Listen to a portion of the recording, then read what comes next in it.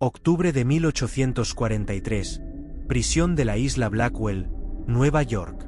En la celda húmeda del bloque de mujeres se sienta Sarah Cain, una joven de 22 años. Más allá del muro se oyen las voces ásperas de los guardias. Han venido por ella. Hoy ha sido citada a un reconocimiento médico, un procedimiento que en realidad ha supuesto una inspección humillante y sin respeto a la dignidad humana. Está encadenada con cepos de madera, con el cuello y los brazos fijados con tenazas rígidas, dejándola completamente indefensa. El director realiza una búsqueda brutal, ignorándola por completo y burlándose de su humillación. Este procedimiento, desprovisto de cualquier propósito médico, se convierte en un instrumento de opresión y miedo. Como registró el reformador John Griscom después de visitar Blackwell Island en 1845, las prisioneras habían sido reducidas al nivel de propiedad, despojadas de sus derechos humanos y la habitación fría y sin ventanas se convertía en un espacio de poder absoluto. Cualquier resistencia conlleva un castigo adicional: aislamiento, privación de alimentos, tortura física. Para mujeres como Sarah, la prisión no es un lugar de corrección, sino un territorio de anarquía donde la dignidad humana se disuelve en la crueldad diaria del sistema. La mitad del siglo IX se convirtió en una época de rápidos cambios para Estados Unidos. Fue una época de grandes reformas y avances industriales, pero también de castigos ilustrados. Los nuevos sistemas penitenciarios, como el de Auburn en Nueva York o el de aislamiento en Filadelfia, fueron diseñados no solo para aislar al criminal, sino para sanar su alma a través del trabajo y el arrepentimiento. Sin embargo, esta filosofía desarrollada por hombres para hombres produjo un fracaso monstruoso cuando se trató de mujeres. Las secciones de las prisiones de mujeres se convirtieron en campos de pruebas para la violencia legalizada, donde detrás de la fachada de la corrección moral se escondían la esclavitud y la explotación sexual. Solo en Nueva York, en 1882, más de 9.000 mujeres fueron arrestadas por transgresiones morales. La mayoría eran pobres, sin hogar y analfabetos. La teoría proclamaba que la prisión era un lugar para purificar el alma. Pero ¿cuántas mujeres tendría que devorar este sistema para saciar por mucho tiempo su sed de limpieza moral? Antes de descubrir estas páginas olvidadas de sufrimiento, coraje y dolor, si quieres aprender las verdades que quedaron fuera de los libros de historia, dale me gusta a este vídeo y suscríbete. Su apoyo nos ayuda a dar voz a aquellos que nunca fueron escuchados en su vida. Temprano por la mañana, la niebla se levanta sobre la prisión de Nueva York. El frío penetra por las grietas de las ventanas, por la piel, por los huesos. La campana suena para pasar lista. Anne, la esposa de un zapatero, terminó tras las rejas por robar pan para sus hijos. Por la mañana, la golpean porque se levanta demasiado lentamente de su colchón de paja. Todo comienza con el dolor. La joven Jennifer, de 16 años, ex costurera, fue condenada por promiscuidad tras huir de un amo que intentó violarla. La conducen a otra reunión con el director de la prisión, donde está obligada a prestar servicios especiales. Margaret, una viuda deudora, tose sangre en su celda. Fue condenada por no poder pagar las deudas de su difunto marido. La ley no reconoció su derecho a la herencia, pero exigió que asumiera la responsabilidad por las deudas de su cónyuge. Clara, una inmigrante irlandesa que le rompió el cráneo a su marido borracho cuando éste intentó golpearla una vez más a ella y a su hijo. Ahora se ve obligada a soportar palizas diarias por parte de los guardias por su audacia. Y no importaba si eras la esposa de un comerciante o la hija de un granjero. Los muros de la prisión borraron todas las distinciones, dejando solo dolor y sufrimiento. A mediados del siglo IX, la legislación estadounidense consideraba a las mujeres no como individuos, sino como propiedad de alguien, de su marido, de su padre o de los estados. La ley de acompañamiento conyugal en Nueva York y Filadelfia permitía a un hombre someter a su esposa a prisión sin proceso judicial. Una declaración escrita sobre inestabilidad moral o negativa a cumplir con las tareas domésticas era suficiente. En 1848, cuando se discutían los derechos de las mujeres en Seneca Falls, En el vecino condado de Monroe, Louise Strong, de 23 años, fue encarcelada por negarse a tener intimidad con su marido después del parto. La colocaron en un centro penitenciario y la llevaron diariamente a lecciones de sumisión, silencio, hambre y palizas con un cinturón. El contrato matrimonial sustituyó al testamento. Un marido podía disponer del cuerpo de su esposa como si fuera suyo, y la negativa de la esposa se interpretaba como un acto de destrucción familiar. Si una mujer huía, la juzgaban por vagancia. Si ella se resistió por incitar al escándalo en los informes de la Sociedad de Reforma de Filadelfia de 1869, se cita un caso en el que una madre de 3 hijos, la señora de Leeson, fue encarcelada por hablar en tono elevado con su esposo en un lugar público.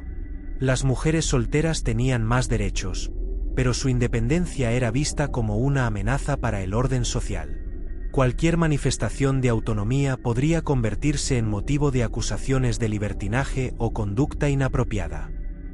Los jueces, los jurados y los carceleros eran todos hombres y juzgaban a las mujeres según criterios que ellos mismos establecían. Por tanto, el ingreso en prisión se iniciaba con un procedimiento destinado a quebrantar la dignidad femenina. Las mujeres fueron obligadas a desvestirse ante los carceleros varones con el pretexto de registrarlas. Este ritual no se llevaba a cabo en instalaciones separadas, sino en celdas comunes donde otros prisioneros podían observar lo que estaba sucediendo. Esto se llamó registro corporal. A cada prisionero recién llegado se le practicaba una inspección. Pero para las mujeres del distrito penitenciario de Nueva York de la década de 1850, este procedimiento se convirtió en un ritual público de humillación. Anna Morgan, de 28 años, arrestada por lenguaje lascivo en la calle, recordó: «Entré en la celda. El guardia me ordenó quitarme todo, incluso la ropa interior. Me hicieron girar y agacharme, luego me introdujeron un palo entre las piernas para revisarme. Luego se rieron y dijeron: bueno, ahora estás limpia. ¿Quién sigue?». El cabello, símbolo de belleza y dignidad femenina, solía cortarse por completo, supuestamente para prevenir los piojos. Se confiscaban objetos personales, como cruces y anillos de boda, pero la humillación más refinada era la privación de la privacidad. Las letrinas eran fosas abiertas en los rincones de las celdas comunes. Las mujeres eran obligadas a orinar dentro de otras bajo la vigilancia de los guardias. Esto no era una simple incomodidad, sino una destrucción sistemática de la dignidad humana, convirtiendo a las mujeres en animales. La ropa de prisión se confeccionaba con la tela más vasta, arpillera y desechos textiles. Los vestidos se cosían para ocultar las formas femeninas y privar a quienes los usaban de sus últimos signos de atractivo. El color gris o marrón se elegía específicamente para enfatizar la desesperanza de su situación. La comida consistía en pan fino, pan duro y agua de dudosa calidad. La carne se servía una vez a la semana.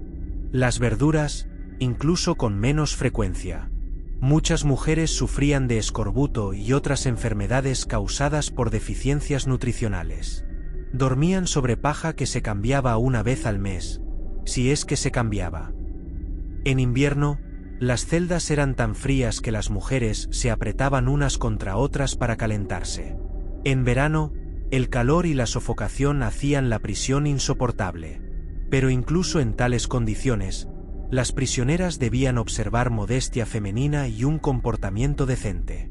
Pero ¿cómo podía una seguir siendo una dama en el infierno? La jornada laboral de las prisioneras comenzaba a las 5 de la mañana y terminaba a las 10 de la noche. El trabajo principal era lavar la ropa, no solo la ropa de la prisión, sino también los pedidos de particulares.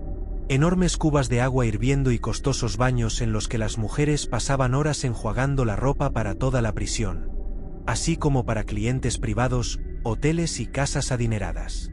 El vapor quemaba los rostros y los devoraba hasta los huesos, convirtiéndolos en una sola herida sangrante. Las sábanas pesadas y mojadas debían ser cargadas, escurridas y colgadas. Las espaldas se quebraban de dolor al mediodía, pero era imposible parar.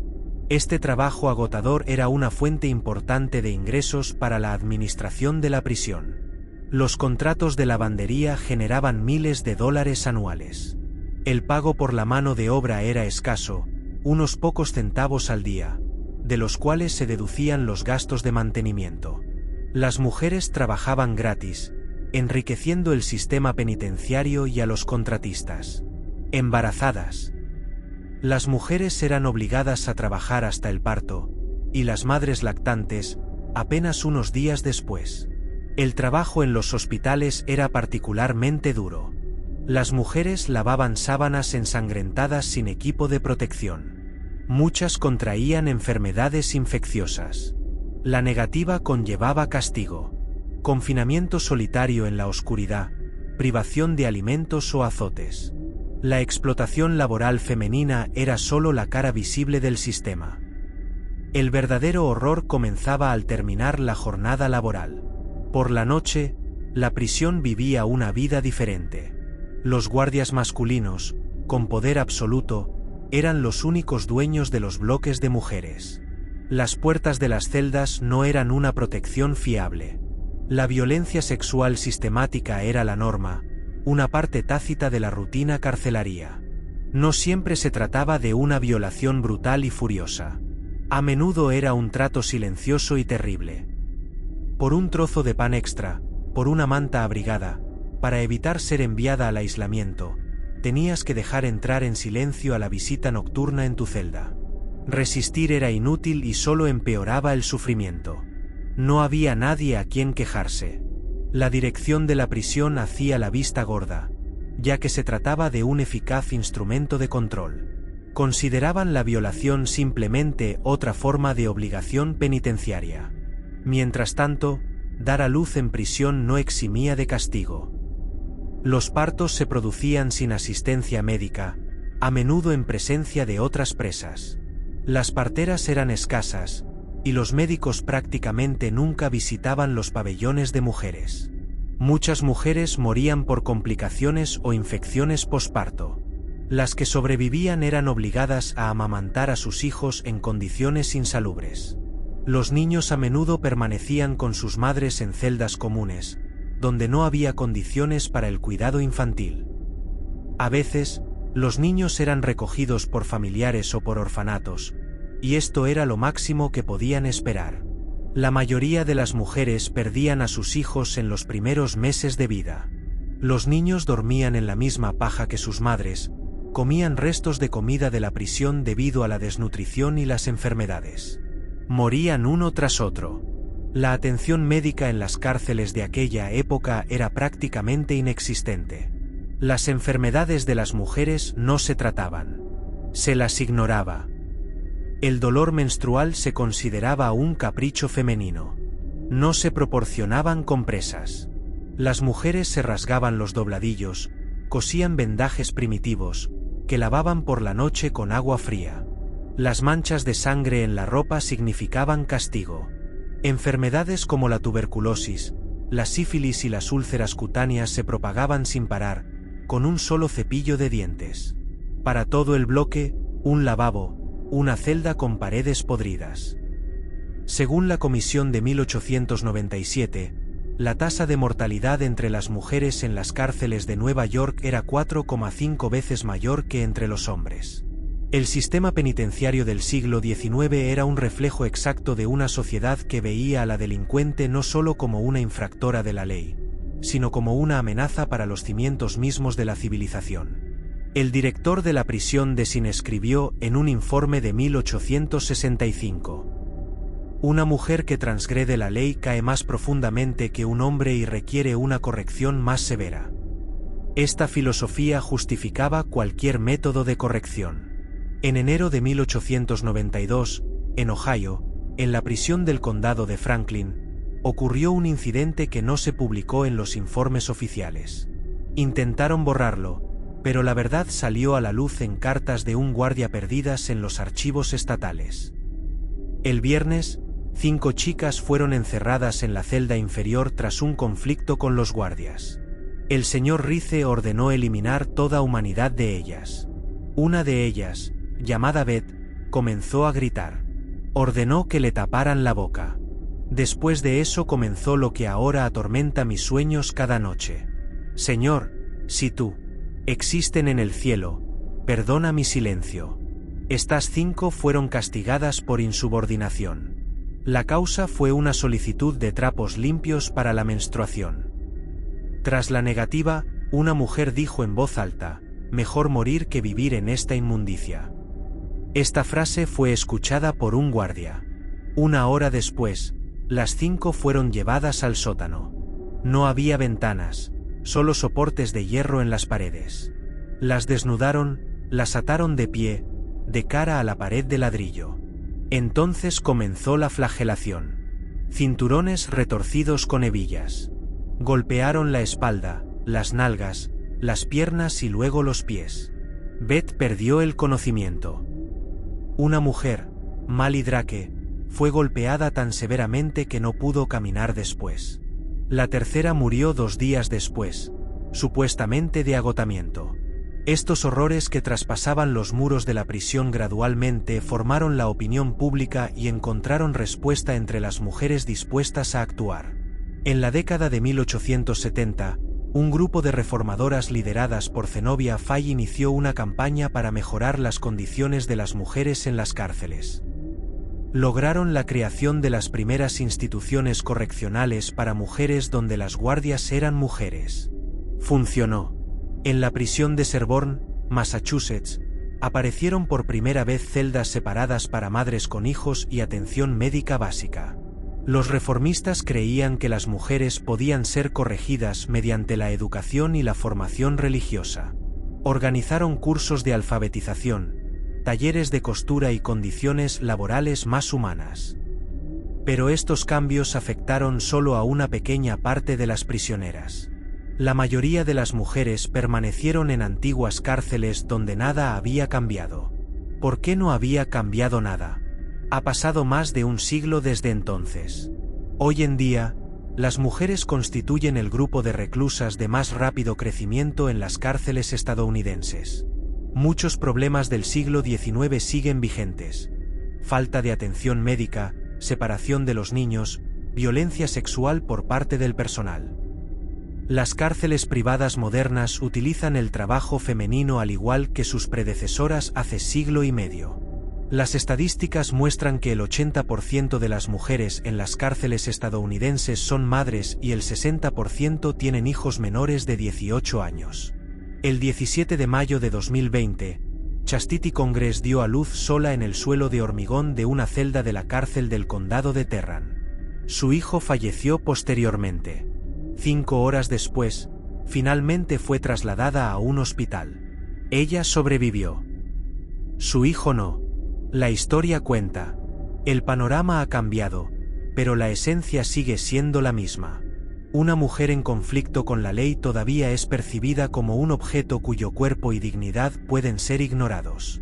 La historia de las mujeres en las cárceles del siglo XIX es la historia de cómo la sociedad usó la ley para reprimir a quienes no se ajustaban a sus ideas sobre el rol de la mujer. Estas mujeres fueron doblemente castigadas por sus acciones y por atreverse a cometerlas siendo mujeres. Sus voces permanecen en los archivos, su sufrimiento en los informes de los inspectores, sus esperanzas y cartas que nunca se enviaron. Hemos construido nuevas cárceles y reescrito leyes. Pero, ¿hemos aprendido a ver a un ser humano en una mujer que ha cruzado la línea? Gracias por ver este vídeo hasta el final. Si lo disfrutaste, suscríbete al canal y comparte tu opinión en los comentarios. Tus comentarios y tu opinión sincera nos ayudan a crear más vídeos como este.